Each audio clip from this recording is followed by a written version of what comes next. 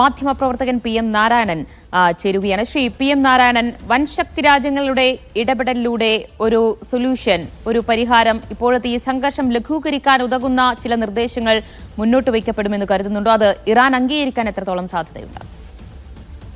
ഈ യുദ്ധം അവസാനിക്കണമെങ്കിലും തുടരണമെങ്കിലും ഏതെങ്കിലും പുറത്തുള്ള രാജ്യങ്ങളുടെ ആവശ്യമുണ്ട്. ഇസ്രായേലിന് പ്രത്യേകിച്ചും ഇപ്പോൾ ഈ യുദ്ധം അവസാനിപ്പിക്കണമെങ്കിൽ അമേരിക്കയുടെ സഹായം ആവശ്യമുണ്ട്.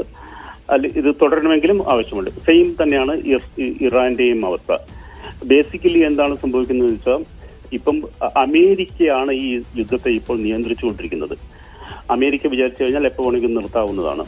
ഇപ്പം ട്രംപ് പറയുന്നത് he is given 2 weeks extension, നമ്മൾ 2 ആഴ്ച നോക്കിയിട്ട് എന്താണ് ചെയ്യാന്നുള്ളതാണ് പറഞ്ഞുകൊണ്ടിരിക്കുന്നത്. അതിനർത്ഥം ഈ യുദ്ധം അല്പം നീണ്ടുപോകാനുള്ള സാധ്യതയുണ്ട് എന്നതാണ്.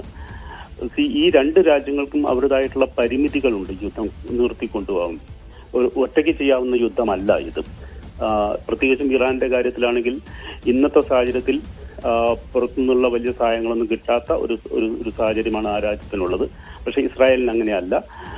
പടിഞ്ഞാറൻ രാജ്യങ്ങളുടെയും അമേരിക്കയുടെയും കൃത്യമായിട്ടുള്ള ബാക്കപ്പ് ഇസ്രായേലിന്റെ കയ്യിലുണ്ട് താനും. അതുകൊണ്ട് തന്നെ വളരെ വളരെ ബുദ്ധിമുട്ടേറിയ ഒരു കാലത്തിലൂടെയാണ് ഇറാൻ കടന്നു പോകുന്നുണ്ട്. പക്ഷെ വലിയ രീതിയിലുള്ള പ്രതിരോധം ആ രാജ്യത്തിന്റെ ഭാഗത്തു നിന്നുണ്ടാവുന്നുണ്ട്.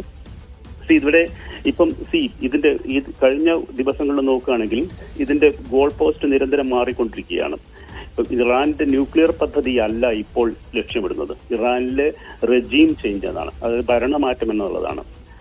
ഒരു പുറത്തുനിന്നുള്ള ശക്തി വന്ന് ഭരണമാറ്റം ഒരു രാജ്യത്ത് നടത്തുമ്പോൾ ആ രാജ്യത്തും ലോകത്തും എന്തൊക്കെ തരത്തിലുള്ള മാറ്റങ്ങളാണ്, എന്തൊക്കെ തരത്തിലുള്ള പ്രശ്നങ്ങളാണ് ഉണ്ടാവുക എന്നുള്ളത് നമ്മളുടെ ചരിത്രത്തിൽ നിരന്തരം കണ്ടിട്ടുള്ളതാണ്. ഇറാഖിൽ കണ്ടതാണ്, അഫ്ഗാനിസ്ഥാനിൽ കണ്ടതാണ്, ലിബിയയിലും സിറിയയിലും ഒക്കെ കണ്ടതാണ്.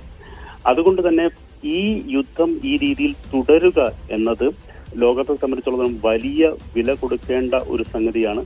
പക്ഷെ എന്തൊക്കെ പറഞ്ഞു കഴിഞ്ഞാലും ഇതിന്റെ ഒരു നിർത്തണമെങ്കിൽ അമേരിക്കയുടെ സഹായം ആവശ്യമുണ്ട്. തുടരണമെങ്കിലും അമേരിക്കയുടെ സഹായം ആവശ്യമുണ്ട് ഇസ്രായേലിന്. നന്ദി ശ്രീ PM നാരായണൻ മീഡിയ അവനൊപ്പം ചേർന്നതിന്.